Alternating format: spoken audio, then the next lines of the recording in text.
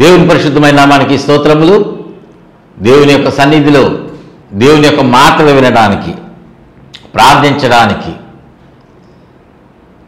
దేవుని యొక్క కృపను బట్టి ఏర్పాటు చేయబడినటువంటి యొక్క కర్మేలగ్ని అనేటువంటి కార్యక్రమంలో ఏకీభవించిన మీ అందరికి కూడా ప్రభునామంన ప్రేమపూర్వకంగా వందనాలు, శుభములు తెలియజేస్తా ఉన్నాం. బాగున్నారండి మీరందరూ? నేనైతే దేవుని యొక్క ఉచితమైన కృపను బట్టి చాలా క్షేమంగా ఉన్నా. మీరందరూ కూడా అదే రీతిగా ఉన్నారని నేను తలస్తా ఉన్నాను. మీ అందరి కొరకు ప్రార్థన చేస్తా ఉన్నా. దేవుడి మాటలు మన వినికిడిలో ఆశీర్వదించడం కాక దేవుని యొక్క వాక్యాన్ని మనము చదువుకొని కొద్ది నిమిషాలు ధ్యానం చేసుకుందాం. అపోస్తుడైన పౌలు కొరింథీలో ఉన్నటువంటి సంఘానికి, కొరింథీలకు రాసినటువంటి మొదటి పత్రిక 16వ అధ్యాయం చివరి అధ్యాయంలో 13వ వచనాన్ని మనము చదువుకొని ధ్యానం చేసుకుందాం. విశ్వాసమందు నిలకడగా ఉండుడి, విశ్వాసమందు నిలకడగా ఉండండి అనేటువంటి ఒక మాట పరిశుద్ధాత్మ దేవుడు వ్రాయిస్తా ఉన్నాడు. ఇది కేవలము కొరింథు పట్టణంలో ఉన్నటువంటి సంఘానికి నాటి దినమున పౌలు చేత వ్రాయించాడు. కానీ ఇదే పరిస్థితి, ఇదే ఆలోచన నేటి దినములలో ఉన్న ఆయన బిడ్డలకు కూడా ఈ లోపము కలిగి ఉంటుంది. విశ్వాసములో బలహీనులుగా ఉంటారు, స్థిరంగా లేనటువంటి వాళ్ళుగా ఉంటారు, నిలకడతనము లేకుండా ఉంటున్నారు అనేటువంటి ఆ ఉద్దేశమును పరిశుద్ధాత్మ దేవుడు ముందుగానే ఎరిగిన వాడుగా ఉన్నాడు గనక మన గురించినటువంటి ఒక మాట పౌలు ద్వారా వ్రాయించి ఆ మాటను నిలిపి ఉంచాడు. అది కేవలము కొరింథీ సంఘానికి అవసరమై ఉంటే ఈ లేఖ ఇప్పుడు మనకి వచ్చిన మనం చదువుకోవడానికి ఉంచేవాడు కాదు. కానీ మనం కూడా బలహీనంగా ఉంటున్నాం, నిలకడలేనితనంగా ఉంటున్నాం, జారిపోతా ఉన్నాం. అందుకని ఆ మాటను మన కొరకు కూడా ఉంచినవాడుగా ఉన్నాడు దేవుడు. దేవునికి మహిమ. హల్లెలూయా. విశ్వాసమందు నిలకడగా ఉండండి, నిలకడగా ఉండండి. ప్రియ దేవుని బిడ్డలారా, మనము ఒక మాట లేఖనములో మనము చూసినప్పుడు విశ్వాసం అంటే ఏంటి అనేటువంటి మాట హెబ్రీయులకు రాసినటువంటి పత్రికలో 11వ అధ్యాయంలో వ్రాయబడింది. విశ్వాసమన్నది 11వ అధ్యాయము 1వ వచనం, నిరీక్షింపబడి వాటి యొక్క నిజస్వరూపమును అదృశ్యమై ఉన్నవనుటకు రుజువునై ఉన్నది. విశ్వాసము అనేటువంటిది దేని కొరకైతే నువ్వు ఎదురు చూస్తూ ఉన్నావో, నిరీక్షిస్తూ ఉన్నావో అది నీకు కనిపించటం లేదు. ఇప్పుడు నీ శరీర సంబంధమైనటువంటి నేత్రాలకు వాటి రూపములు నువ్వు చూడలేకపోతా ఉన్నావు. పరలోకముల గురించి నువ్వు వింటున్నావు, కానీ పరలోకం చాలా మహిమ కలిగినటువంటిది, అద్భుతంగా ఉంటుంది అక్కడంతా అని మనం వింటున్నాం. కానీ నువ్వు నేను చూడలా. కానీ వాటి యొక్క నిజస్వరూపము మనం నేడు చూడకపోయినా అవి ఉన్నవి అనటానికి మనము నమ్ముతా ఉన్నాం. ఉన్నవి అన్నట్లుగా అనేక మంది సాక్ష్యం చెప్తా ఉన్నారు, పుస్తకాల్లో రాస్తున్నారు, దేవుని దర్శనాలు చూస్తూ ఉన్నారు కదా. అది రుజువుగా ఉన్నది. అందుకే విశ్వాసము అనేటువంటిది మనము కలిగి ఉండాలి. అట్లనే ఈ యొక్క విశ్వాసం అనేటువంటిది ఒక ప్రాముఖ్యమైనటువంటి మాటగా కూడా ఉన్నది. మనం చూసినట్లయితే హెబ్రీయులకు రాసినటువంటి పత్రికలోనే 6వ అధ్యాయంలో మారు మనసు పొందుట 6వ అధ్యాయం 1వ వచనంలో అక్కడ వ్రాయబడినటువంటి మాట ఏంటంటే పునాదులను గురించి వ్రాశారు. 6 రకముల పునాదులు మనం వాటిని నేర్చుకున్నాం కదా. వాటిలో కూడా విశ్వాసం అనేటువంటిది ఒకటి, మారు మనసు పొందుట. తర్వాత దేవుని యందలి విశ్వాసం అనేటువంటిది రెండవదిగా ఉన్నది. ప్రియ దేవుని బిడ్డలారా, విశ్వాసము విశ్వాసము ఈ విశ్వాసములో నువ్వు ఎలా ఉండాలి అంటే నిలకడగా ఉండాలి, నిలకడతనం ఉండాలి. నువ్వు ఏ విషయంలో నిలకడగా ఉంటా ఉన్నావు? దేవుని వెంబడించేటువంటి విషయంలో నిలకడతనమును కలిగినటువంటి వారుగా మీరున్నారా? యేసయ్య దగ్గరికి మీరు వచ్చారు,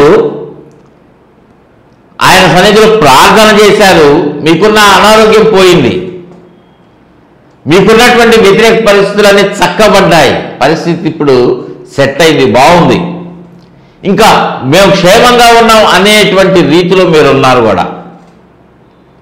అయితే మీరు ఇప్పుడు ఎలా ఉండాలి? మొట్టమొదట ఏ విశ్వాసంతో, ఏ నమ్మకంతో ప్రభువుని పూజించి ప్రార్థన చేసి వెంబడించడం ప్రారంభించారో అదే నమ్మకం ఇప్పుడు మీరు కలిగి ఉన్నారా? అదే విశ్వాసముతో యేసుని వెంబడిస్తూ ఉన్నారా లేదా? విశ్వాసపూర్వకంగా మీ మాటలు ఉంటున్నాయా లేదా? ప్రియమైన బిడ్డలారా, అందుకే నిలకడగా ఉండాలి, నిలకడగా ఉండాలి. అసలు విశ్వాసం అనేటువంటిది ఎలా కలుగుతుంది? మాకు అసలు విశ్వాసం అంటే తెలియదండి. మేము యేసునందు విశ్వాసం ఉంచాలి అంటే మేము ఎలా ఉంచగలము? యేసయ్యలో మేము ఎట్లాగా విశ్వాసముగా ఉంటాము అంటే దానికి బైబిల్ గ్రంథము ఒక మాటను తెలియజేస్తా ఉన్నది. రోమీయులకు రాసినటువంటి పత్రిక 10వ అధ్యాయము 17వ వచనంలో వినుట వలన విశ్వాసము కలుగును. దేవునికి మహిమ కలుగును గాక, హల్లెలూయా. వినుట వలన నీకేమొస్తుంది? విశ్వాసం వస్తుంది. నేను చాలా వింటున్నానండి, లేచింది మొదలుకొని ఎన్నో ముచ్చట్లు వింటా ఉన్నాను, ఎన్నో కబుర్లు ఉన్నా, లోక సంబంధమైన వార్తలు ఎన్నో వింటా ఉన్నాను, మరి నాకేం విశ్వాసం రావటం లేదే. కరెక్టే, నువ్వు లోక సంబంధమైనటువంటి మాటలు వింటే నీకు విశ్వాసం రాదు, కానీ ఆ వినేటువంటి మాట ఎలాగ ఉండాలి, ఏదై ఉండాలి అంటే అక్కడే 17వ వచనంలో ఆ 2వ భాగంలో వ్రాస్తున్నాడు పౌలు, వినుట క్రీస్తును గూర్చిన మాట వలన కలుగును.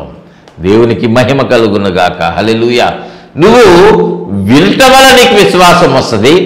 ఆ విశ్వాసము క్రీస్తును గూర్చిన మాట, యేసయ్యను గూర్చినటువంటి మాట, యేసు యొక్క జననమును గురించినటువంటి మాట, ఆయన జీవితాన్ని గురించినటువంటి మాట, ఆయన ఈ లోకంలో జీవించినటువంటి విధమును, ఆయన మాట్లాడిన మాటలు, మనకు తెలియజేసినటువంటి సందేశమును, మన క్షేమము కొరకు ఆయన తెలియజేసినటువంటి మాటలు,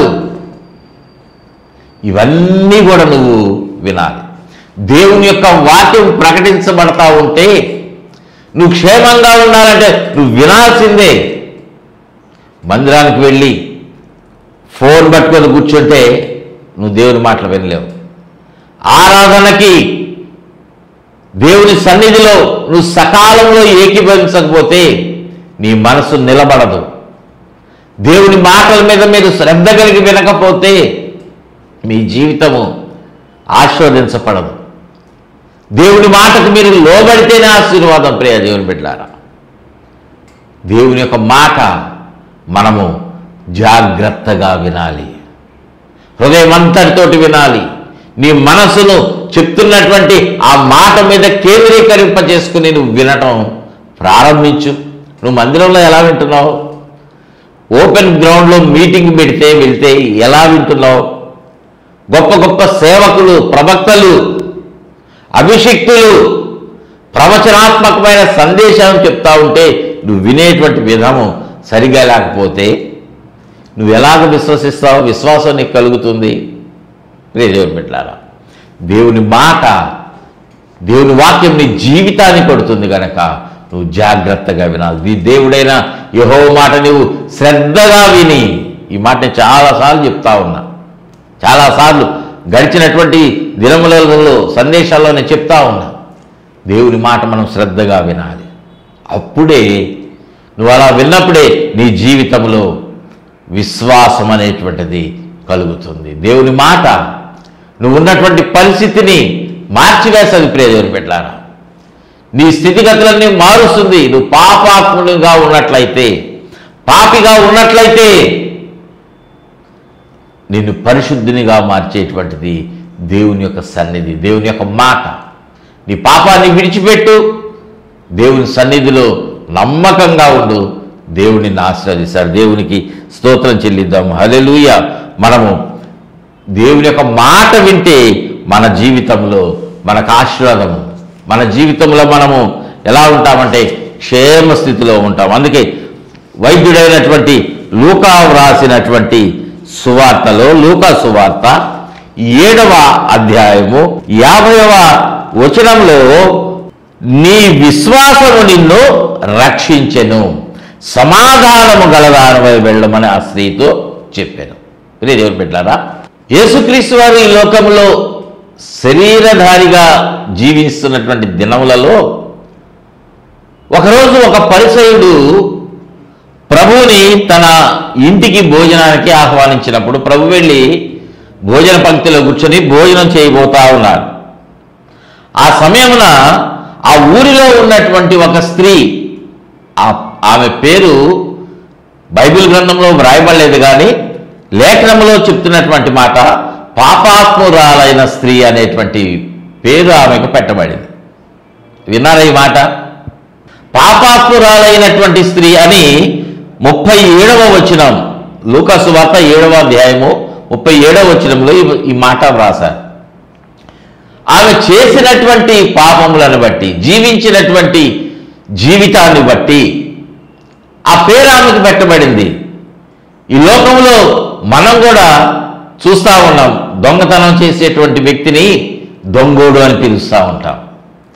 మనం బుద్ధి లేనితనమును బట్టి, మనం చేస్తున్నటువంటి కార్యాలను బట్టి వాడికి బుద్ధి లేదని బుద్ధి లేనోడా అని కూడా తిడతా ఉంటారు కదా. మన జీవితంలో ఇవి జరుగుతూ ఉన్నాయి. అలానే పాపాత్మురాలైన స్త్రీ అనేటువంటి ఒక ఆమె ఆయన దగ్గరకు వచ్చి, అక్కడ ప్రభువారు ఆ పరిసర ఇంట్లో ఉన్నారనేటువంటి సంగతి తెలుసుకుని ఆయన దగ్గరకు వచ్చేటప్పుడు విలువైనటువంటి అత్తరును తీసుకుని వచ్చి ఆయన దగ్గర నిలబడి కన్నీళ్లు ఏడుస్తూ ఉంది. ఏడుస్తూ ఆయన పాదములను తడిపివేసింది తన కన్నీళ్లతోటి. ఆ పాదాలు తుడిచింది తన తల వెంట్రుకలతో, ముద్దు పెట్టుకుంది. ఆ విలువైన అత్తరు ఆయనకు పూయటం ప్రారంభించింది, ఆయన పాదాలు తుడుస్తా ఉన్నది. ప్రియ దేవుని బిడ్డలారా, ఆమె సంగతి ప్రభువుకి సంపూర్తిగా తెలుసు గనుక ప్రభువు ఆమెతోటి ఒక మాట చెప్తా ఉన్నారు. ఆమె పశ్చాత్తాపముతోటి ప్రార్థన చేసి, పశ్చాత్తాపముతోటి కన్నీరు విడిచి, ప్రభువు యొక్క పాదాలు కడిగి తుడిచి ఆమె చేస్తూ ఉంటే, ఆమె కార్యాన్ని బట్టి ప్రభువు ఒక మాట సెలవిచ్చారు, నీ విశ్వాసము నిన్ను రక్షించెను.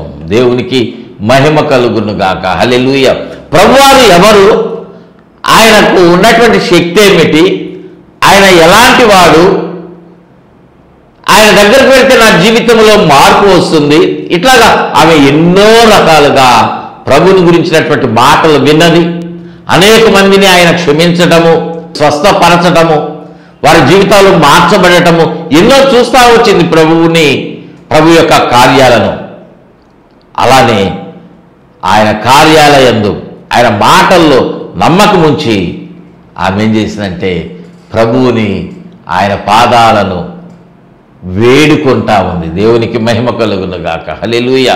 ఆయన పాదాలు అత్తరితోటి తుడిస్తే ప్రభు అంటున్నారు, నీ విశ్వాసము నిన్ను రక్షించెను. ప్రియ దేవుని బిడ్డలారా, మన జీవితంలో మనము రక్షణ పొందాలి అంటే, మన జీవితంలో గొప్ప కార్యాలు మనము చూడాలి అంటే, మన జీవితంలో రక్షించబడినటువంటి అనుభవంలో మనం నిలిచి ఉండాలంటే దేవుని యందు మీరు విశ్వాసం ఉంచండి. చాలామంది ఎలా ఉన్నారంటే, చిన్న తలనొప్పి వస్తే యేసయ్య తగ్గిస్తాడేమో ప్రార్థన చేస్తే, జ్వరం వస్తే తగ్గిస్తాడా? తగ్గిస్తాడు. ఓకే, జ్వరం వచ్చినా తగ్గిస్తాడనే నేను నమ్ముతాను. కానీ హార్ట్ ప్రాబ్లం వస్తే, దీర్ఘకాలిక వ్యాధిగా ఉన్నటువంటి బీపీ, షుగర్ వస్తే, క్యాన్సర్ వస్తే, హెచ్ఐవితో బాధపడుతూ ఉంటే తగ్గించగలడా? ఏదో నా యొక్క తొందరపాటును బట్టి, శరీరంలో కలుగుతున్నటువంటి కోరికలను అణచుకోలేక నేను వ్యభిచారం చేశాను, శరీరంతో పాపం చేశాను, అయితే ఇప్పుడు నేను మరణకరమైన హెచ్ఐవి వ్యాధితో బాధపడతా ఉన్నా. తగ్గుతుందా? ఆయనకు ఆ శక్తి ఉందా? ఆలోచించవద్దు ప్రియ దేవుని బిడ్డలారా. దేవుని యందు విశ్వాసంతో ఆయన పాదములు పట్టుకోండి.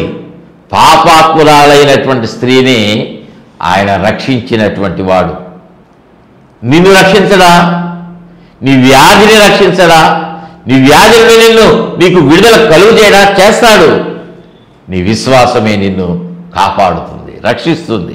ప్రియ దేవుని బిడ్డలారా, అటువంటి రీతిగా మీరు ఎలా ఉండాలంటే దేవునిలో, దేవుని వెంబడించడంలో మీరు అస్థిరులుగా ఉండొద్దు. స్థిరమైనటువంటి మనసును మీరు కలిగిన వారుగా ఉండండి. దేవునికి మహిమ కలుగును గాక. హల్లెలూయా. అందుకే మరొక మాట లేఖనములో మనం చూస్తే అపోస్తులైన పేతురు తను రాసినటువంటి మొదటి పత్రికలో 5వ అధ్యాయము 8-9 వచనాల్లో ఒక మాట మనకు తెలియజేస్తా ఉన్నాడు.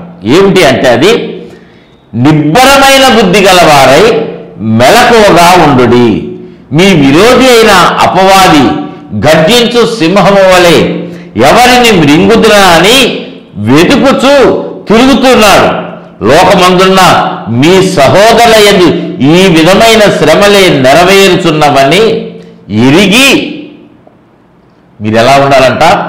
విశ్వాసమందు స్థిరులై వానిని ఎదిరించండి. దేవునికి మహిమ కలుగును గాక. హల్లెలూయా.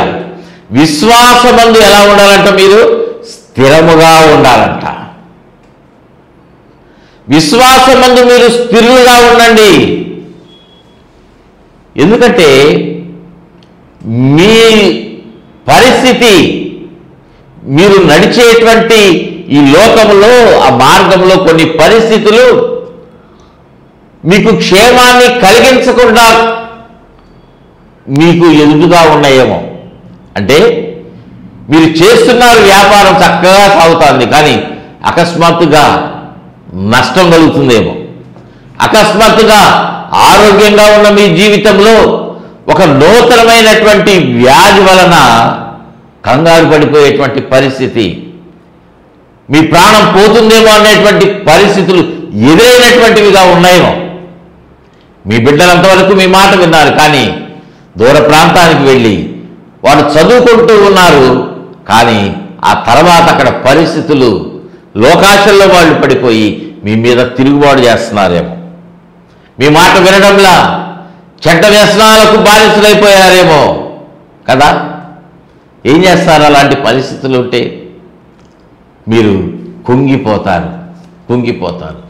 దేవా ఏంటి నాయనా అని మీరు దేవుని సన్నిధి నుండి జారిపోతారు. కీర్తనకారుడు అంటాడు, నా పాదము జారటానికి కొంచెము తప్పాను.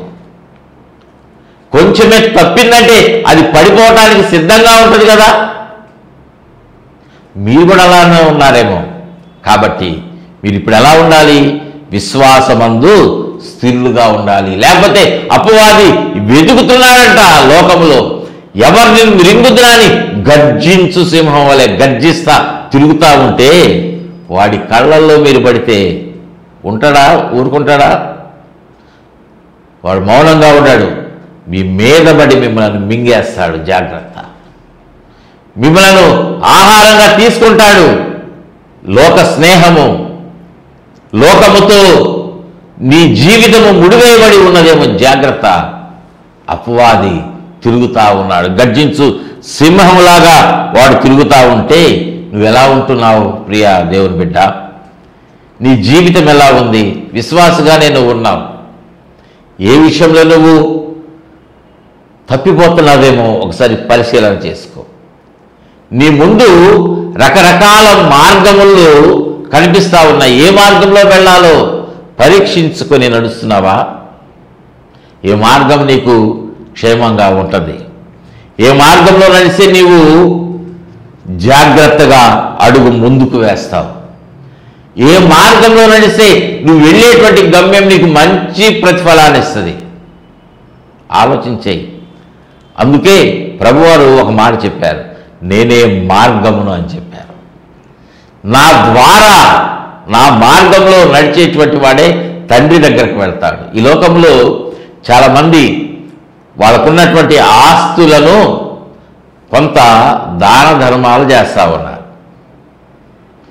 కొంత భాగము పేదలకు పంచిపెడతా ఉన్నారు, కొంత భాగము చారిటీ ట్రస్టులకు ఇస్తూ ఉన్నారు, కొంత పుణ్యకార్యాలు చేస్తూ ఉన్నారు, గుళ్ళు గోపురాలకు ఇస్తూ ఉన్నారు కదా.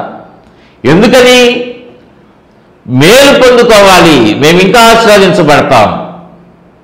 అంత మాత్రమే కాదు, ఈ లోకముని మేము విడిచిన తర్వాత మేము నరకానికి వెళ్ళం, పాతాళానికి వెళ్ళం, స్వర్గానికి వెళతాం అనేటువంటిది ఒక ఆలోచన క్రైస్తవేతరులకు కూడా ఉన్నది. ఈ లోకంలో పుణ్యకార్యాలు ఎందుకు చేస్తూ ఉన్నారు? నదులలో మునిగి ఎందుకు చేస్తూ ఉన్నారు? వేరే ప్రాంతానికి వెళితే అక్కడ ప్రవహిస్తున్నటువంటి ఆ నదిలో నేను మునిగితే నా పాపాలు పోతాయని ఎందుకు అనుకుంటున్నారు? వాళ్ళందరూ క్షేమంగా చనిపోయిన తర్వాత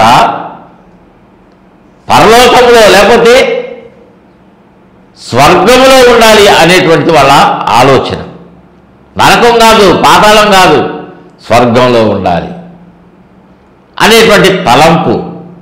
అయితే దానికి తగినట్లుగా వాళ్ళు జీవించటంలో కష్టపడుతున్నారు. కానీ మనము ఎలా ఉండాలి అంటే ఈ లోకాన్ని జయించేటువంటి అనుభవంలోనే ఉండాలి. ప్రభువునందు మనము విశ్వాసమును కలిగినటువంటి వారముగా ఉండాలి. నువ్వు దేవుని యందు విశ్వాసమును కలిగినటువంటి వానిగా ఉండొచ్చు. లోకముతో స్నేహం చేయక మునుపు నువ్వు ఈ లోకంలోనే బ్రతుకుతున్నటువంటి దినములు కొన్ని ఉన్నప్పటికీ నువ్వు విశ్వాసిగా ఉండొచ్చు.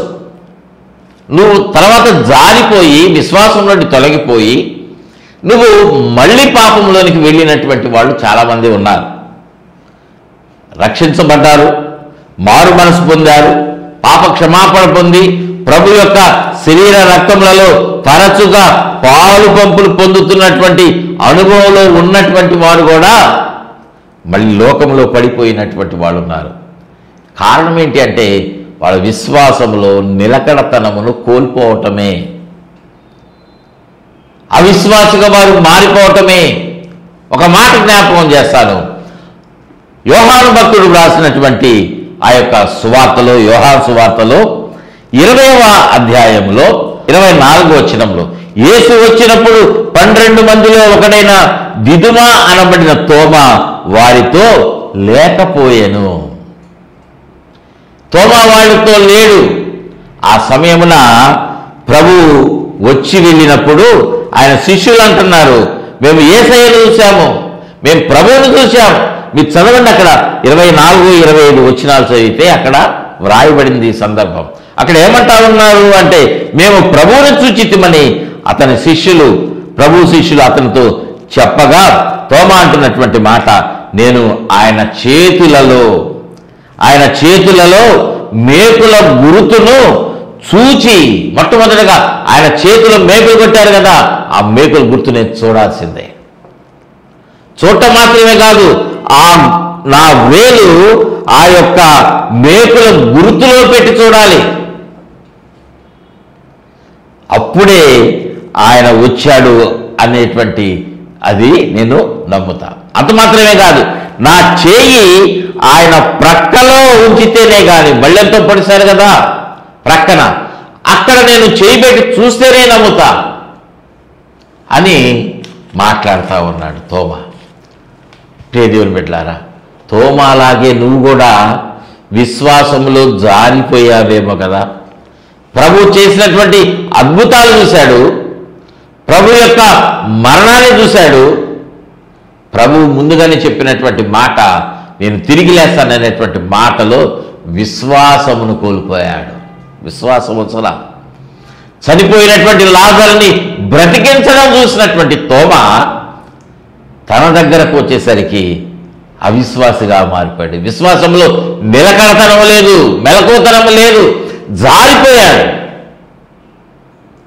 ప్రభువారు చెప్తున్నటువంటి మాట, తోమా దగ్గరకు మళ్ళీ వచ్చి ప్రభువారు అంటున్నారు, తోమా ఇటు చూడు, నీ చేతులు చూడు, నీ చేతులు తీ, నా చేతిలో ఈ గుర్తులో, మేకులు కొట్టిన గుర్తులో వేలు పెట్టి చూడు.